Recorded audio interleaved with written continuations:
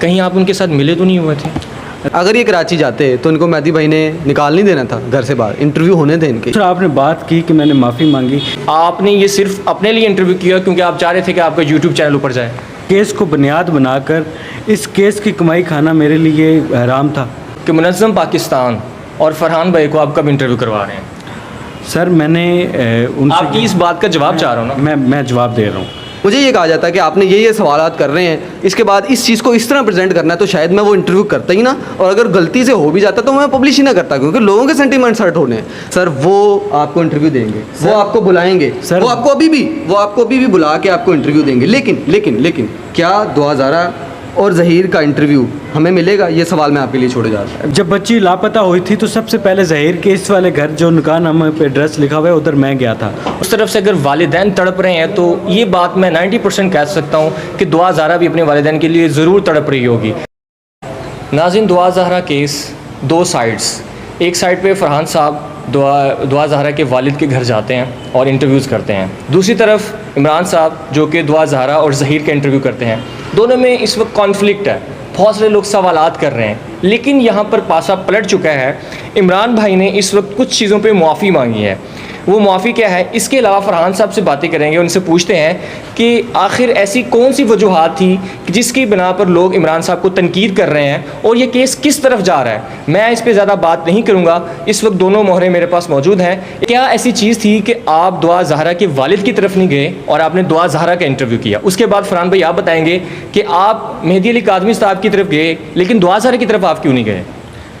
मैं जाना चाहता था कराची, कुछ मसरूफियात थी जिसकी वजह से ना जा सका, लेकिन मुझे इस चीज़ का पता था कि फरहान भाई और भट्टी साहब वहाँ पर रिपोर्टिंग कर रहे थे, वहाँ के जो हक़ाइक़ थे, वहाँ की जो सूरत हाल थी उससे लोगों को आगाह कर रहे थे। मेरी कोशिश थी कि मैं दूसरी साइड पे जाऊँ, और 2 माह की मेहनत के बाद, रिसोर्सेज लड़ाते हुए बड़ी मेहनत के बाद मैं उन तक पहुंचा और कोशिश की कि हक़ाइक़ को सामने लेकर आऊं। और दूसरा, आपने बात की कि मैंने माफ़ी मांगी, मैंने माफ़ी सिर्फ़ अपने 2 अल्फाज पे मांगी है जो कि मुझे लगता है कि वो ठीक नहीं थे, और मैंने खुद मांगी, मुझे किसी ने फ़ोर्स नहीं किया। इमरान भाई, आप भी एक रिपोर्टर हैं, ज़ाहिरी बात फरहान भाई भी एक रिपोर्टर हैं, दोनों अपनी अपनी साइड की रिपोर्टिंग कर रहे हैं, लेकिन लोग इस वक्त आपको ज़्यादा तनकीद का निशाना बना रहे हैं। कहीं आप उनके साथ मिले तो नहीं हुए थे? देखें, लोगों की हमदर्दियाँ थीं दुआ ज़ारा के वालिदैन के साथ, जो कि होनी भी चाहिए थी। पहली दफ़ा मुझे लगा कि लोगों का रुझान जो है वो एक जगह पे, एक पेज पे पाकिस्तानी पब्लिक आई हुई थी कि दुआ ज़ारा, और वो इसलिए आए हुए थे, सबको लगता था कि ये बच्ची अगवा हुई है। मेरी भी हमदर्दियाँ थी, मेरे सीने में भी दिल है। मैं सहाफ़त में बाद में आया हूँ, पहले मेरे सीने में दिल है, मैं सहाफ़त का स्टूडेंट हूँ। जब बच्ची लापता हुई थी तो सबसे पहले ज़हीर के इस वाले घर जो निकाहनामे पे एड्रेस लिखा हुआ है उधर मैं गया था, और मैंने कोशिश की थी कि जो हक़ाइक़ हैं वो आवाम तक पहुंचाने के लिए मैं भरपूर कोशिश करूंगा, और उधर जाके मैंने ज़हीर के ख़िलाफ़ किया था। फिर आहिस्ता जब मुझे केस की समझ आना शुरू हुई, फिर मेरे जहन में ये चल रहा था कि अगवाकार गैंग है तो इसको मैंने एक्सपोज करना है।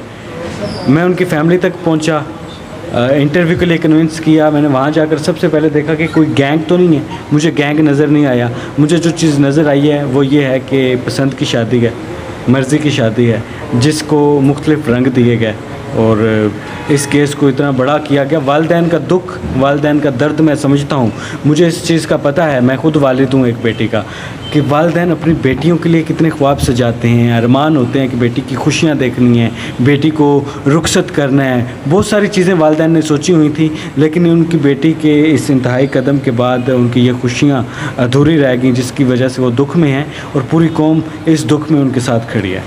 फरहान भाई, आप बताइए, आपने क्यों इंटरव्यू किया दुआ ज़ाहरा का? सर आपने पूछा कि हम क्यों वनसिटेड कर रहे थे और इमरान भाई क्यों कराची नहीं गए। मैंने आपको बताया कि ये इनकी अपनी मजबूरी है कि ये कराची नहीं जा सके। अगर ये कराची जाते तो इनको मेहदी भाई ने निकाल नहीं देना था घर से बाहर, इंटरव्यू होने थे इनके, ये लेकिन इनकी अपनी मजबूरी थी, वो नहीं जा सके। लेकिन अगर ये जाते तो इनको इंटरव्यूज़ मिल जाने थे, इनको इनकी पूरी फैमिली के, जिस तरह हमने किए सेम एज़ इट इज़। वहाँ कराची में भी लोकल मीडिया काम कर रहा है, यहाँ से भी जा रहे हैं लोग। लेकिन अगर हम जाते दुआ ज़ारा की फ़ैमिली का इंटरव्यू करने और दुआ ज़ारा के लिए जाते, तो आपको पता वो कितनी मुश्किलात थी। हम जाके काड़े पूछते कि वो किधर हैं, फैमिली वालिदैन किधर हैं, भाई किधर है, वो नहीं मिल रहे थे। तो ये चीज़ तो इस चीज़ को इमरान भाई भी तस्लीम करते हैं, अगर ये जाते तो उनको वहाँ मिल जानी थी, लेकिन अगर हम जा रहे हैं तो हमें तो वहाँ पे वो कोई मिल ही नहीं रहा, जिसकी वजह से हमें मजबूरन जो है वो वहाँ पे जाना पड़ा। ये आप बात बिल्कुल ठीक कर रहे हैं। हमारे चैनल के जो कुछ रिपोर्टर्स भी गए थे उकाड़ा और उन्होंने वहाँ से आके फुटेजेस भी ली थी, लेकिन उन्होंने इंटरव्यू नहीं दिया। इमरान भाई आप बताइए कि आपने उनका इंटरव्यू किया है, बहुत से लोग आपसे सवाल भी कर रहे हैं और आप लोग को बहुत से लोग का ये कह भी रहे हैं कि कुछ रिसोर्सेज थे आपके, तो ये बात हम कह सकते हैं कि आपने ये सिर्फ अपने लिए इंटरव्यू किया क्योंकि आप चाह रहे थे कि आपका यूट्यूब चैनल ऊपर जाए? देखें, ख्वाहिश तो मेरी थी कि मेरा यूट्यूब चैनल चल जाए, लेकिन इस केस को बुनियाद बनाकर इस केस की कमाई खाना मेरे लिए हराम था। मैं नहीं चाहता था, लेकिन क्योंकि मैंने डाला है वो चल गया, लोगों को ये लग रहा है कि मैंने अपने लिए किया है, मैंने अपने लिए एफर्ट किया है। अगर मैं किसी कंपनी के साथ अटैच होता तो शायद मैं ये इंटरव्यू उनके लिए करता, क्योंकि मैं खुद अभी किसी कंपनी में नहीं था, तो ये इंटरव्यू मैंने अपने चैनल पे किया तो वो मेरा चैनल चल गया। इसको लोग तनकीद का निशाना बना रहे हैं, कुछ लोग इस चीज़ को फील कर रहे हैं कि शायद वो इंटरव्यू नहीं कर सके, जो बड़े बड़े सहाफ़ी नहीं कर सके वो मैंने कर लिया, तो शायद इस वजह से मुझे ज़्यादा तनकीद का भी निशाना बनाया जा रहा है। बल्कि कुछ लोग तो मुझे ये कह रहे हैं कि इमरान को अगवा करके वहाँ ले जाया गया, गन पॉइंट पर, व्लॉगर्स ने कहा है गन पॉइंट पर ज़बरदस्ती इंटरव्यू करवाया गया, जो ज़रा सरासर ना इंसाफ़ी है मेरे साथ। चलें इस सारी स्पीच को यहाँ पे हम क्लोज़ करते हैं। ये बताइए कि मुनज़्ज़म पाकिस्तान और फरहान भाई को आप कब इंटरव्यू करवा रहे हैं? सर मैंने उनसे, आपकी इस बात का जवाब चाह रहा हूँ ना। मैं जवाब दे रहा हूँ। मैंने उनको कहा है कि आप मीडिया के सामने आएँ, सबको खुलकर इंटरव्यू दें। मैंने ये अल्फाज इस्तेमाल किए हैं, ठीक है। अगर वो मीडिया पर अब सामने नहीं आना चाह रहे तो ये अब उनकी मर्ज़ी है। मैंने उनको कहा, मैंने सबको नंबर दिया, मैंने कहा आप रब्ता करें, वो नंबर बाद में बंद हो गया। अब इसकी क्या वजह थी, इसका जवाब वो खुद दे सकते हैं। मैं कोशिश कर रहा हूँ कि दोबारा अगर रब्ता होता है तो मैं उनसे एक बार फिर से रिक्वेस्ट करूँगा कि आप मीडिया के सामने आएँ, आप इस केस की जो हकीकत है वो कौम के सामने रखें। फरहान भाई आप क्या कहते हैं, आखिर में बता दें, इमरान भाई को लेके ज़ाहिर बात वो भी एक रिपोर्टर है, रिपोर्टिंग कर रहे हैं, आप क्या समझते हैं कि ये वाकई ही मुलविस थे? क्योंकि इस वक्त ऑडियंस जानना चाह रही है कि आखिर क्या वजह थी कि इमरान भाई ही क्यों गए, आप क्यों नहीं गए वहाँ पे? या इमरान भाई कहते हैं मेरे रिसोर्सेज तगड़े थे, मैं 2 महीने से लगा हुआ था और मैं इस वजह से मुझे इंटरव्यू मिल गया। वो मैं इनकी बात पे शक नहीं है, वो जिस तरह कह रहे हैं चले हम मान लेते हैं। लेकिन लास्ट में एक चीज़ मैं ज़रूर कोट करना चाहूँगा, मैं चाहूँगा इसको हाईलाइट्स में लगाना। आबिद मलिक केस आपने देखा था, पूरे पाकिस्तान में वो कैसा एक केस था। वो एक ऐसा जुर्म था जो कि जिसको जस्टिफाई किया ही नहीं जा सकता। उस बंदे ने बच्चों के सामने किस तरीके से उस औरत को ज़्यादती का निशाना बनाया, उसके बारे में लोग सुनना ही नहीं चाह रहे थे। वो कहते थे इसको सज़ा होनी चाहिए। अब वालिदैन तो उसके भी थे, इमरान भाई भी साथ थे हमारे, हम उनके वालिदैन की भी तरफ जाके कवर कर रहे थे। हम जब उनके वालिदैन के पास जाते थे वो कहते थे मेरे बेटे के साथ नाइंसाफ़ी हुई है। और स्टेट आपको प्रोवाइड करती है, जितना मर्ज़ी बड़ा दहशतगर्द हो, जितना मर्ज़ी बड़ा जुर्म आपने कमिट किया हो, स्टेट आपको वकील देती है कि नहीं? भाई आपके भी पास भी हक है। आखिर में जाके फैसला होता है कि हाँ भाई वो बंदा खुद मानता है जब फांसी के फंदे पे लटक रहा होता है। तो हम गए थे, इमरान भाई इस चीज़ के गवाह हैं, एक इंटरव्यू के लिए।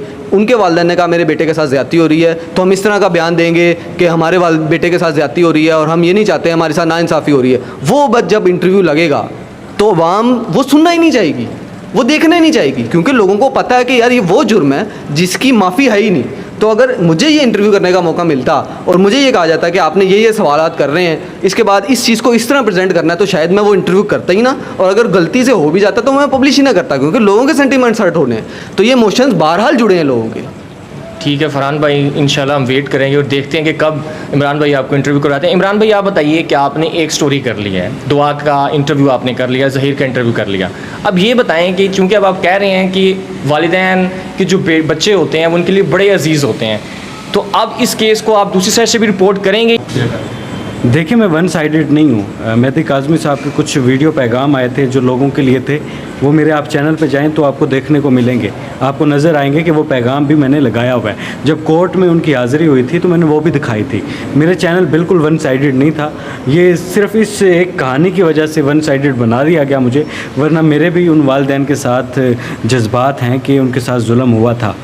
मैं बड़े यकीन से कहूँगा, अगर इमरान भाई, इवन वो यूट्यूबर जो कि शुरू दिन से नैरेटिव दिखा रही है और कैरेक्टर असैसिनेशन कर रही है, ये या वो अगर चाहें कि हम कराची जाके मेहदी अली काज़मी का इंटरव्यू करें, सर वो आपको इंटरव्यू देंगे, वो आपको बुलाएंगे, सर वो आपको अभी भी बुला के आपको इंटरव्यू देंगे। लेकिन क्या दुआ ज़ारा और ज़हीर का इंटरव्यू हमें मिलेगा? ये सवाल मैं आपके लिए छोड़े जा रहा हूँ। बिल्कुल, मैंने उनको कहा है कि आप मीडिया के सारे नुमाइंदों को दें इंटरव्यू, वो थोड़ा सा घबराए हुए हैं। लेकिन अब मैं तो उनसे यही बार बार रिक्वेस्ट करूँ कि भाई आप दें, मेरा इससे कोई ताल्लुक़ नहीं है। मैंने तो मुस्बत रिपोर्टिंग करते हुए हक़ाइक़ सामने लाने की कोशिश की। मैं उनका नुमाइंदा तो हूँ नहीं, मैं उनका मैनेजर तो हूँ नहीं कि उनको मैं कहूँगा ये चैनल आ रहा है इंटरव्यू दें, ये चैनल आ रहा है। हाँ, मेहदी काज़मी साहब के साथ मेरे जज्बात हैं और मैं ये कोशिश करूँगा कि उनका इंटरव्यू करके हक़ाइक़ को एक बार फिर से दूसरी तरफ भी कौम के सामने लाऊं, ताकि जो लोग मेरे बारे में सोच रहे हैं कि मैंने शायद पैसे लेके किया है, शायद मुझसे ज़बरदस्ती स्क्रिप्टेड इंटरव्यू करवाया गया है, तो मैं इसको गलत साबित कर सकूँ। लेकिन एक चीज़ मैं कहूँगा, क्योंकि अब गलती हो गई है तो दोनों फैमिलीज़ को बैठ कर इस मसले का हल निकालना चाहिए। मैं शुरू दिन से कह रहा हूँ कि इस मसले का हल उसी वक्त निकल सकता है जब दोनों फैमिलीज़ एक बेंच पर बैठेंगे, एक टेबल पर बैठेंगे, तो ये एक दिन में मसला हल हो जाएगा। जब तक ये केस मीडिया में गर्दिश करता रहेगा, लोगों को एक नया टॉपिक मिलता रहेगा, ये केस फिर उसी तरीके से आगे आगे बढ़ता रहेगा और ये केस कहीं हमारे मुल्क में खाना जंगी की तरफ ना ले जाए। बहुत अच्छी बात की है और हम अब यही चाहेंगे कि इस केस को सॉर्ट आउट हो देना चाहिए, क्योंकि ये केस काफ़ी लंबा हो चुका है। क्योंकि उस तरफ से अगर वालिदैन तड़प रहे हैं तो ये बात मैं 90% कह सकता हूँ कि दुआ ज़ारा भी अपने वालिदैन के लिए ज़रूर तड़प रही होगी। और उसकी जो तड़प है वो सिर्फ वही जान सकती है, ना वो ज़हीर सुन सकता है, ना उसकी सास सुन सकती है, ना उसके उस वक्त जो घर में चाचा मामा ताए सुन सकते हैं। उसकी तड़प वो बच्ची अकेली जानती है इस वक्त। तो मामला यही है कि इस वक्त सॉर्ट आउट हो जाना चाहिए, क्योंकि दुआ ज़ारा जब अपने वालिदैन के गले लगेगी तो ये वालिदैन को भी जो तड़प है वो ख़त्म हो जाएगी और दुआ ज़ारा का जो मामला हैं वो सारे संभल जाएंगे। इसी के साथ दीजिए इजाज़त, अल्लाह हाफ़िज़।